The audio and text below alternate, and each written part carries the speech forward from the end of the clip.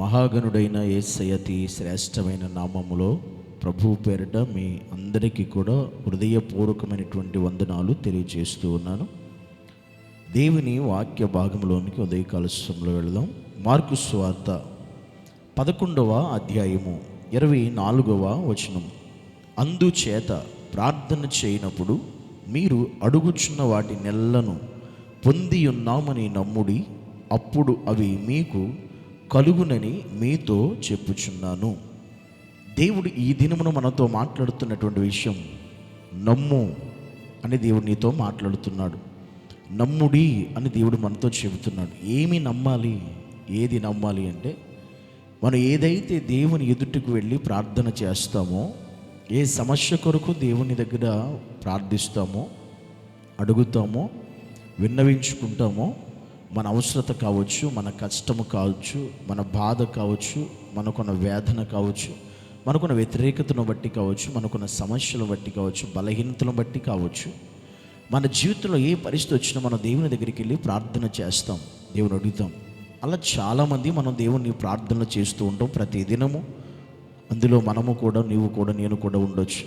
ఇలా ప్రార్థన చేస్తున్న నీవు, దేవుడు చెప్తున్నాడు, నువ్వు అలా దేని కొరకైతే దేవుని దగ్గర ప్రార్థన చేస్తావో, అడుగుతావో, అలా అడిగే ప్రతి దాన్ని నువ్వు అడుగునప్పుడల్లా కూడా, నువ్వు అడిగే ప్రతి విషయంలో వాటి ఎల్లను కూడా మీరు పొంది ఉన్నామని నమ్ముడి అన్నాడు.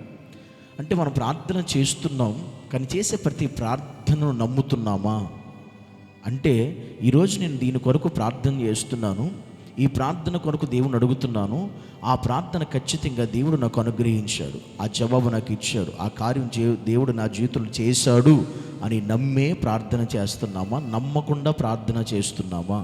దేవుడు ఈరోజు మాట్లాడుతున్న మాట అదే. ఈరోజు ఏదైతే దేవుని దగ్గరికి వచ్చి నువ్వు ప్రార్థన చేస్తావో, అడుగుతావో, ఖచ్చితంగా నువ్వు ఎలా అడగాలి అంటే నమ్మాలి, నమ్మి అడగాలి.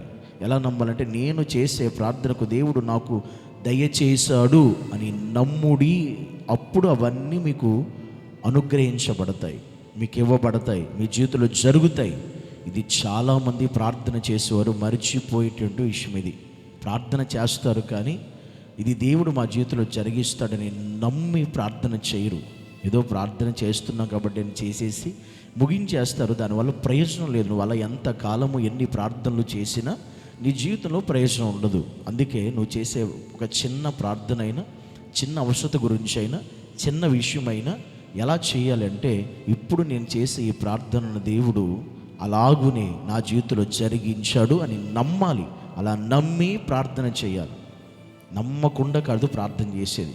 దేవుడు నేను చేసే ప్రార్థన నాకు ఆల్రెడీ దయచేశాడని నమ్మి ప్రార్థన చేయాలంట. చేసిన తర్వాత ఆ ప్రార్థన దేవుడు దయచేశాడు, అనుగ్రహించాడు, అలా జరిగించాడు అని నమ్మి ముగించాలంట ప్రార్థన.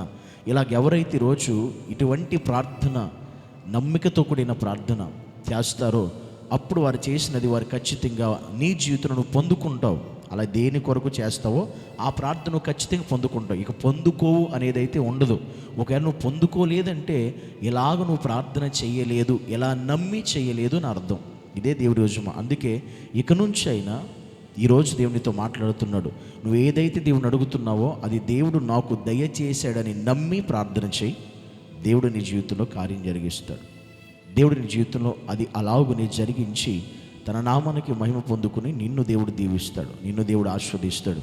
కనుక ఇంతవరకు నువ్వు ఎన్నో ప్రార్థన చేస్తుండొచ్చు, కానీ ఇలా నమ్మి నువ్వు ప్రార్థన చేయలేకపోవచ్చు. ఇక నుంచి నువ్వు ఏది చేయాలనుకున్నా, ఏ ప్రార్థన దేవుడిని అడగాలనుకున్నా, ఆయన ఈ ప్రార్థనకు దేవుడు ముగించే మునుపే, ఇది దేవుడు నాకు దయచేసినందుకు దేవునికి మహిమ కలుగునుగాకని చెప్పి మరి ప్రార్థన ముగిస్తే, అది ఖచ్చితంగా నిశ్చయముగా నీ జీవితంలో దేవుడు చేస్తానని మాట ఇచ్చాడు. ఇక్కడ ఇచ్చిన మాట మనిషి కాదు, దేవుడు. ఈ మాట చెప్పింది దేవాతి దేవుడే. కనుక ఆయన మాట ఇచ్చి తప్పేవాడు కాదు. నువ్వు అలాగే చెయ్యి, ఖచ్చితంగా ఆ ప్రార్థనగా దేవునికి జవాబు ఇస్తాడు. అది నువ్వు కళ్ళారా చూడగలుగుతావు, అది నీ జీవితంలో అనుభవించగలుగుతావు. కనుక ఇట్టి నమ్మికతో కూడిన ప్రార్థన మనందరము కూడా ప్రతి దినము ఏ విషయంలోనైనా దేవునికి అలాగూ ప్రార్థన చేసి ఆయన ద్వారా సమస్తం మనం పొందుకుని నడిపించబడుదుము గాక. ఆమేన్. పరిశుద్ధుడా నీకు వందనాలు యేసయ్యా, నీకు స్తోత్రాలు. ఈరోజు ఇప్పుడు మేము చేసే ప్రతి ప్రార్థన కూడా ఆ ప్రార్థనకు జవాబు నువ్వు దయచేసావని నమ్మి విశ్వాసంతో ప్రార్థించే కృపను తండ్రి మాకు దయచేసి వాటన్నిటిని పొందుకునే యోగ్యత దయచేయమని యేసు నామములో ప్రార్థించి వేడుకుంటున్నాము తండ్రి. ఆమేన్.